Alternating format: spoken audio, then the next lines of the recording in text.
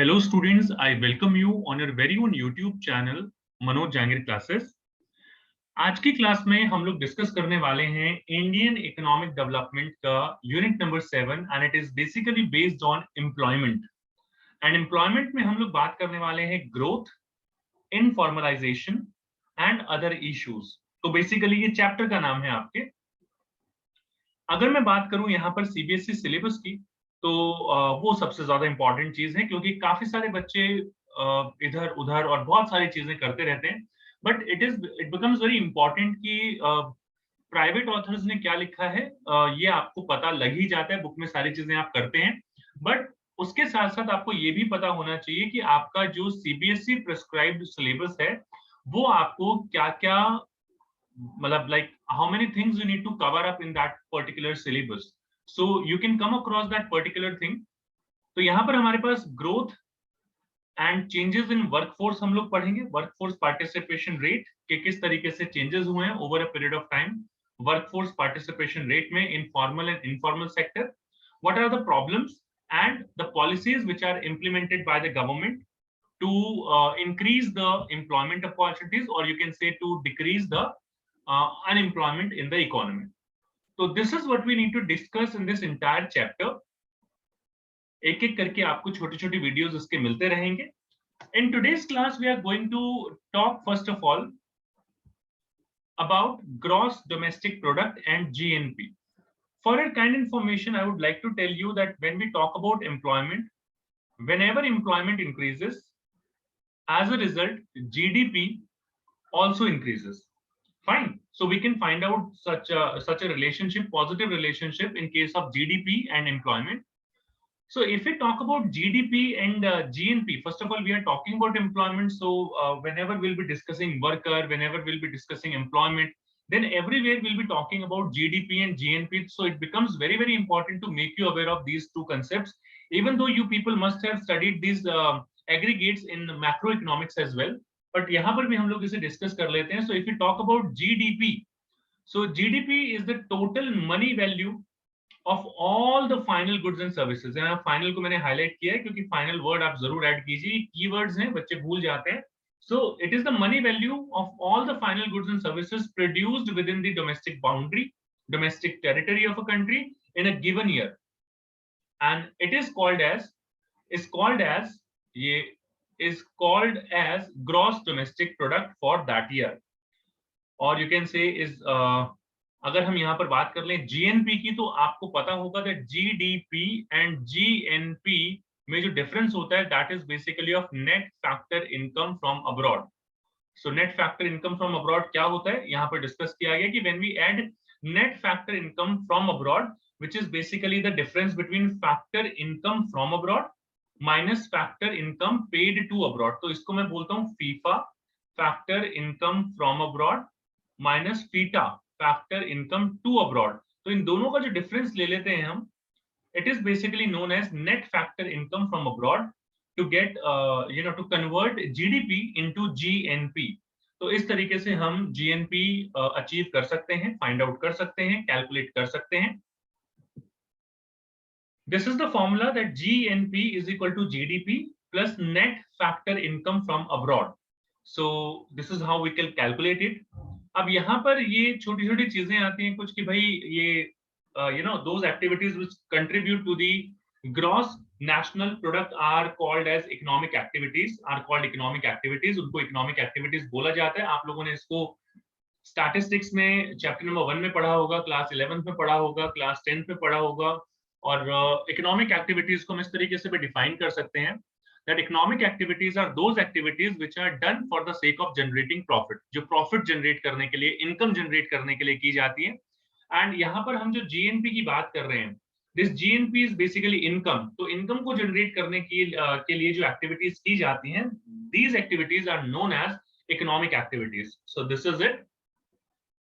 ये आपकी जीडीपी की डेफिनेशन हुई, इकोनॉमिक एक्टिविटीज की डेफिनेशन हुई. Now our next topic is that what is the meaning of workers and what do you mean by employment? Workers का क्या मतलब होता है और employment का क्या मतलब होता है, that is what we are going to discuss.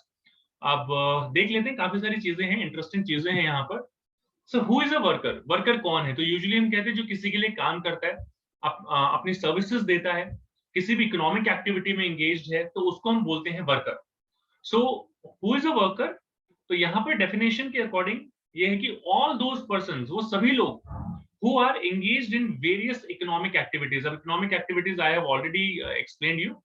So all those people, all those persons who are engaged in various economic activities in whatever capacity, high or low, and hence contribute to GNP are workers. अब मैंने बताया कि GNP, GDP काफी important terms है यहाँ पर। तो all those people who are contributing to GDP by engaging themselves in the various economic activities are workers. तो आप किसी भी तरीके से इसको एक्सप्लेन कर सकते हैं। जो डेफिनेशन मैंने दी है, आप ये डेफिनेशन लिख सकते हैं कि चाहे कोई कम कंट्रीब्यूट करता है, चाहे कोई ज्यादा कंट्रीब्यूट कर रहा है, कोई दिन के 500 रुपए कंट्रीब्यूट करता है, कोई दिन के लाख रुपए कंट्रीब्यूट करता है। So all those persons who are engaged in various economic activities and contribute to GNP are workers, irrespective of their capacity to contribute. तो चाहे वो ज्यादा भी हो सकती है, वो कम भी हो सकती है। तो ये चीज आपको पता होना चाहिए कि इकोनॉमिक एक्टिविटीज में इन्वॉल्व है and they contribute to GNP, GDP, basically they are workers. उनको हम वर्कर्स बोलते हैं। आई होप सो ये चीज क्लियर होगी, कोई प्रॉब्लम नहीं है यहाँ पर। एक छोटी सी चीज है, इस तरीके की वीडियोस, एक रिक्वेस्ट है आपसे, इस तरीके की वीडियोस बनाने में काफी मेहनत लगती है, काफी टाइम लगता है। तो अगर आपने चैनल को सब्सक्राइब नहीं किया है, सब्सक्राइब कर दीजिए। It works as a great motivation for us. And अगर वीडियो अच्छा लग रहा है, कुछ समझ में आ रहा है, कुछ समझ पा रहे हैं, तो लाइक जरूर कीजिए, शेयर जरूर कीजिए वीडियो को, बिकॉज आप जितने ज्यादा व्यूज आते हैं उतना ज्यादा हमें और मोटिवेशन मिलता है इस तरीके के नए नए वीडियोस आप लोगों के लिए लाने के लिए। So worker की definition हो गई है हमारे पास। Let's talk about some other specific terms here. Even if some of them temporarily abstain from work due to illness, injury, or other physical disability, bad weather, festival, social or religious functions, they are also workers. अब जो लोग मतलब abstain करते हैं, काम नहीं करते हैं टेम्पररी बेसिस पे, चाहे इलनेस की वजह से काम नहीं कर पाते, किसी इंजरी की वजह से काम नहीं कर पाते, किसी फिजिकल डिसेबिलिटी की वजह से काम नहीं कर पाते, कुछ टाइम के लिए टेम्पररी बेसिस पे, या बैड वेदर है उसकी वजह से नहीं कर पाते। जैसे आप लोगों की क्लास थी किसी दिन और टीचर पहुंच नहीं पाए स्कूल में because of bad weather, festival वगैरह की वजह से कोई नहीं आ पाया, सोशल या रिलीजियस फंक्शंस की वजह से काफी बार आपके पेरेंट्स जो है जैसे काम पर नहीं जा पाते, जो है जॉब पर नहीं जा पाते। सो दे आर ऑल्सो वर्कर्स जो टेम्परली एब्सटेन करते हैं वर्क से। वर्कर्स उनको भी इंक्लूड करता है all those who help the main workers in these activities. तो जो मेन वर्कर्स होते हैं उनको हेल्प करते हैं, वो भी यहाँ पर वर्कर्स होते हैं। और एक बहुत स्पेसिफिक बात जो आपको पता होना चाहिए, you generally think of only those who are paid, जिनको पे किया जाता है, जो किसी के लिए काम करते हैं, all those people who are engaged in some economic activities and they are getting paid. हम बाय डिफॉल्ट ये मानते हैं कि वही वर्कर्स हैं by an employer for their work as workers. So this is not so, this is not true. Economics में आपको ये पता होना चाहिए that all those who are self employed, जो सेल्फ एम्प्लॉयड हैं वो भी वर्कर्स की कैटेगरी में आते हैं। सेल्फ एम्प्लॉयड मतलब खुद की कोई भी शॉप रन कर रहे हैं या कुछ भी इस तरीके की चीज करते हैं, एक कोई स्ट्रीट हॉकर्स हैं, कोई वेजिटेबल सेलर है, वो खुद का काम कर रहा है, सेल्फ एम्प्लॉयड है, दे आर ऑल्सो वर्कर्स। तो उनको भी वर्कर्स बोला जाता है। You should be aware of this particular term. अब यहाँ पर ये कुछ एनसीईआरटी के क्वेश्चंस हमने उठाए हैं, आप इनको आप आंसर मन में सोच लें और फिर चेक कर लें कि आपका आंसर करेक्ट है या नहीं है। So are the following workers a beggar, thief, a smuggler, a gambler, why? इनमें से जितने भी लोग हैं ये क्या वर्कर्स की कैटेगरी में आते हैं? तो भाई ये देखो, किसी भी कोई भी ऐसा प्रोडक्टिव वर्क नहीं कर रहे हैं, और करते भी हैं तो we don't know that how much income they are earning. So a beggar, a thief, a smuggler, a gambler are not considered as worker as they do not work or engage in any productive economic activity which may contribute to GNP of the country. तो कोई भी ऐसी productive activity में involve नहीं है, so that is why we all are not considered as worker. इन सबको worker consider नहीं किया जाता है। तो ये कुछ नए नए सेक्शन हम आप लोगों के लिए लाते रहते हैं। फिर से वही रिक्वेस्ट है कि भाई वीडियोस काफी सारे अवेलेबल हैं, यहाँ पर आप कार्ड सेक्शन पे क्लिक कर सकते हैं, डिस्क्रिप्शन में चेक कर सकते हैं, काफी सारे वीडियोस अवेलेबल हैं। मैक्रो के तो सारे वीडियोस अवेलेबल हैं, आईईडी के काफी सारे वीडियोस अवेलेबल हैं, प्रोजेक्ट वर्क से रिलेटेड और भी बहुत बहुत बहुत सारे वीडियोस आप लोगों के लिए अवेलेबल हैं। आप जाइए प्लेलिस्ट चेक कीजिए। बात कर लेते हैं नेक्स्ट पॉइंट की।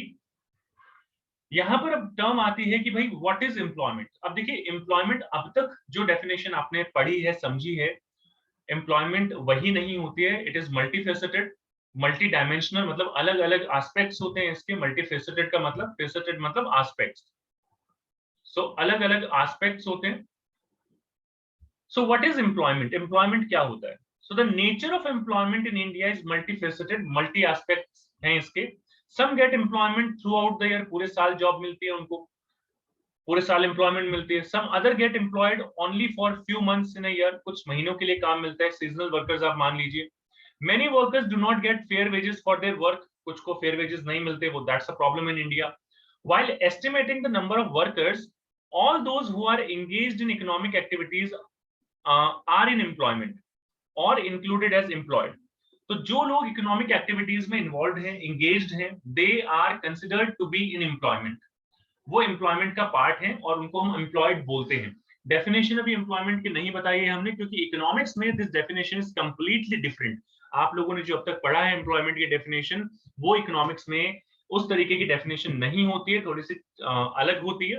वैसे एम्प्लॉयमेंट को हम ये भी कहते हैं कि employment is a situation in which a person who is willing and able to do the work and getting the work is called as this situation is called as employment, या employed बोला जाता है उसको। लेकिन यहाँ पर अगर कोई एक पर्सन स्टैंडर्ड 8 आवर्स में, पूरे दिन में अगर उसको 2 घंटे की भी जॉब मिलती है, आउट ऑफ 8 आवर्स अगर वो 2 घंटे के लिए भी काम कर रहा है, तो वो भी एम्प्लॉयड पर्सन माना जाता है। अगर ये जो एम्प्लॉयमेंट के स्टैंडर्ड आवर्स हैं, और अगर कोई पर्सन उसमें 2 घंटे काम कर सकता है, स्टैंडर्ड आवर्स है ये, उसमें 2 घंटे भी अगर काम करता है, तो that person is considered to be as a working person. So this is all about this video. इस वीडियो में इतना ही। बाकी अगर आपका कोई डाउट है तो आप हमें कमेंट सेक्शन में कमेंट करके बता सकते हैं। हर एक डाउट को हम रीड करते हैं और रीड करने के बाद उसका रिप्लाई भी जरूर जरूर करते हैं। तो अगर आपको यहाँ पर कोई डाउट है, कोई इश्यू है, you are most welcome, do write your doubt in the comment section. I will try to reply it as soon as possible. और आज के वीडियो में इतना ही। बाकी अगर आप हमें इंस्टाग्राम, फेसबुक, व्हाट्सएप, टेलीग्राम कहीं पर भी ज्वाइन करना चाहते हैं, फॉलो करना चाहते हैं, तो लिंक्स जो हैं they are already given in the description. जाइए, डिस्क्रिप्शन को चेक कीजिए। और भी काफी इंटरेस्टिंग प्लेलिस्ट आप लोगों के लिए अवेलेबल है। काफी सारे वीडियोस हैं, जैसे मैंने बताया, मैक्रो, माइक्रो, क्लास 11, 12, हर एक चीज अवेलेबल है। कार्ड सेक्शन और डिस्क्रिप्शन में दोनों चीजें आपको मिल जाएंगी। Thanks for watching this video. See you in your next class, all of you. Till then, take care and keep watching Manoj Jangir classes. Thank you so much.